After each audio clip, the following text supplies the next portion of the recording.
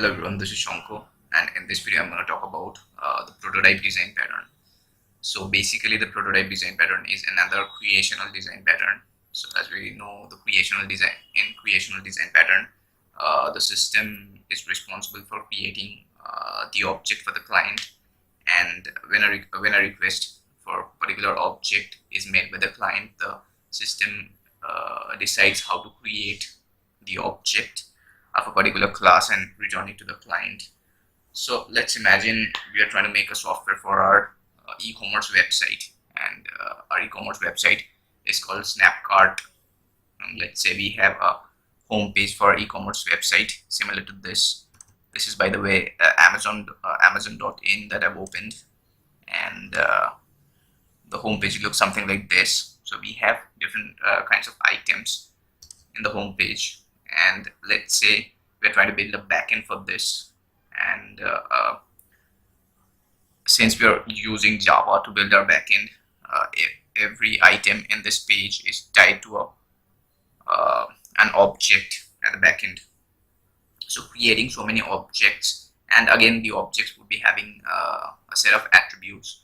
So creating so many objects would really be a costly affair if we were to create them using the new keyword in Java. So every time we created a new object, that would really be a costly affair.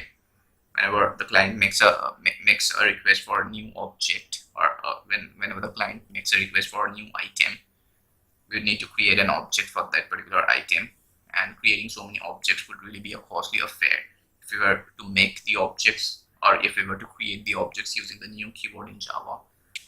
So there's one thing that we can do. What we can do is we can just clone an existing object, and whenever the client makes a request, we can just clone the existing object and send that cloned object to the client. So for this, I've already created a project for the demo, and I'll just close all these. And this is the name of our company. This is the name of the e-commerce site for which we are trying to create a software. So we call it Snapcart, and this is how an item looks. So each and every item should have a URL, should have the image URL, should have price, should have description. So this is a very basic Pojo class that I've already created to save some time. And then we have two kinds of items. So we have this book item, which extends item, and a book has got an author, it has got a publisher, and it has got the number of pages. And then we have apparel, which is again an item, it extends item, and it has got a list of colors, and then it has got a list of size, and then it has got the brand. So let's take a look at this item class. So we're going to make some changes in this class, so that each time the client makes a request for an item, we can just clone the item and clone an existing object and return it to the client. So first we're going to say this class implements clonable, and we're going to provide the clone method here. So I'm going to say override clone object, override clone, and then I'm going to do this, and then here we don't need to make any change. Here also we don't need to make any change. And then we have this item registry, which is responsible for creating or which is rather responsible for returning an object to the client whenever the client makes a request. So I've already written this class item registry, and I have this item map inside the item registry, which would hold the items. And then we have an enum called item type. So these are the types of items that are present in our that are e-commerce website, which is known as Snapcart sells. So we have got a book item and we have got an apparel item. and then inside this constructor of item registry we load items into the map.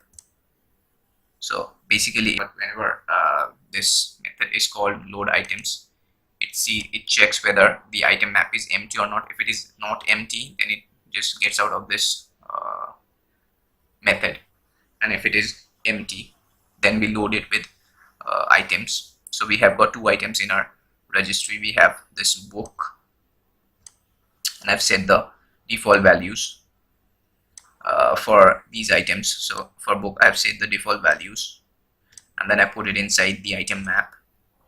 And then for apparel I have set the default values and put it inside the item map, right? So how do we get an object of item type? So for that I'm going to say public item, say get item, and this is going to take an item type as an input parameter. So item type, and this is going to return, this is going to return an item. So we're going to say item map dot get item type. So based on the item type, it is going to return an item, and here we're going to call the clone method.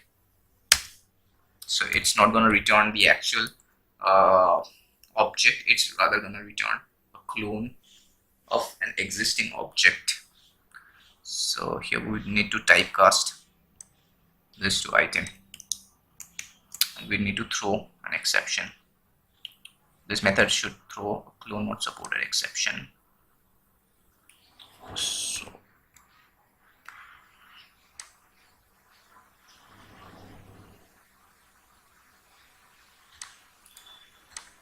So here I'm gonna do, what I'm gonna do is I'm gonna create an item registry, and I'll call it item registry equals new item registry, and I'm gonna say book equals item registry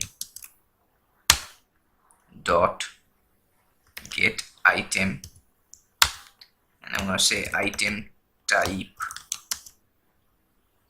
dot book. So this is going to return a type of item to me, so I would need to typecast it again to book. So the compiler would ask me to typecast it to book, and since we are throwing an exception, clone not supported exception, we need to handle it here. So I'll say add throws declaration, or rather I would surround it with the try catch, and let's have our custom exception class. So I'd say class, say snapcart exception, and the super class for this should be runtime exception. Click on finish, and I'll generate a serial ID for this,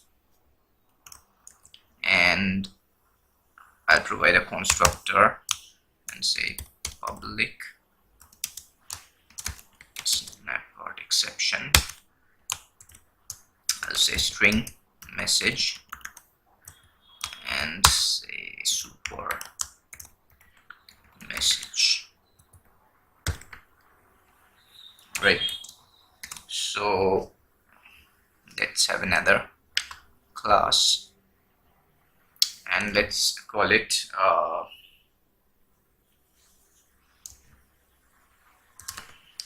item not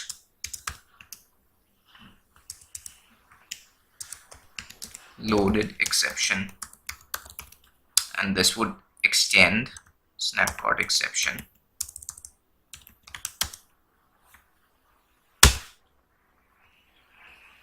And we need to provide a constructor for this. So let's say, yep. And then let's generate serial ID for this. plus. Right. So here inside catch, say we'd like to log if there's a clone not supported exception that is thrown here inside the try block, we'd maybe like to log that error message somewhere, maybe in a log file or somewhere. So for the timing, I just print it. I'll just print a message saying could not load item, could not load item, yep. And then say we throw an exception, throw new item not loaded exception, and we set the message as say could not load item, right? And then say plus e,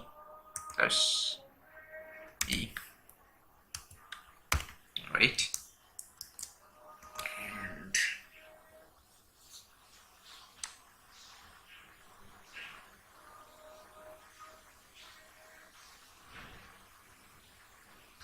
okay, this is fine. And here what you're gonna do is say book dot set author, say we're gonna say Ruskin Bond, and we're gonna say book dot set number of pages, say 210, and then we're gonna say book dot set price, say we're gonna say 600. Okay, and let's print these. So I'm gonna say book dot get author, copy this and paste it here. So say get description, say get image URL, get number of pages, get price,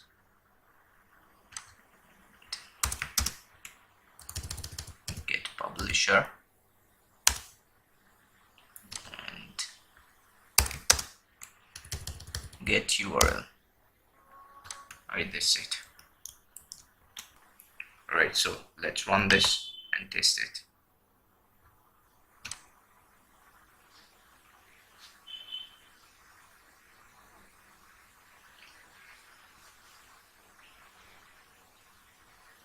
Okay, so we have the different attributes for the book. So the author is Ruskin Bond, and then this description, we have not set any description here, so whatever default description we had set here in item registry, that is what we see here.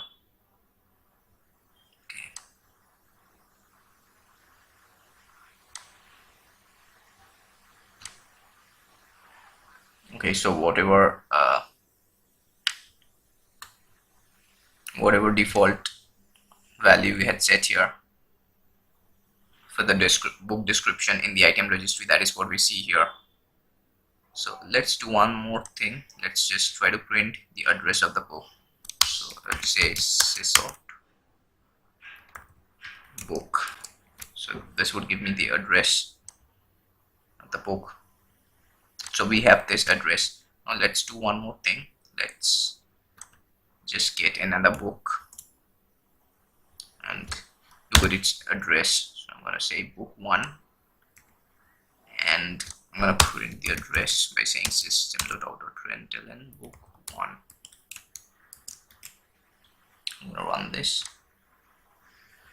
So we have different addresses for the different books. That means we are getting different objects, and these objects are not same, but actually we are getting a clone version of the existing object. We are not getting a new object because we are not using the new keyword when we are getting it from the item registry. When we are asking, when we are calling this method get item, it's actually cloning the existing object and returning that object to us. So it's not using the keyword new to create a new object. So because creating a new object using the new keyword is a costly affair, and we need a lot of objects of item type to display this kind of a page for our website or for our application. So we'd rather like to clone an existing object and then return that object to the client. So that is what prototype pattern is all about. It is basically used when object creation is a costly affair and we need a lot of objects for a particular class, and we'd rather like to clone an existing object than create a new object using the new keyword in Java. So that is when we use prototype pattern. So I hope you guys enjoyed this video, and if you did enjoy, please give it a thumbs up, and thanks for watching.